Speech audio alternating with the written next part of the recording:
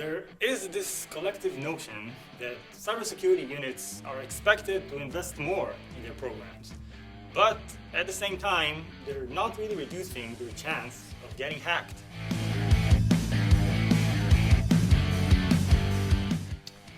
We found that this happens more in organizations with lower security maturity scores, ones that don't have a dynamic strategy to allocate the needed resources to deal with the rising threats.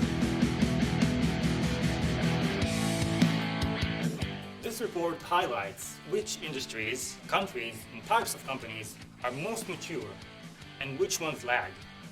It also focuses on common security gaps in each.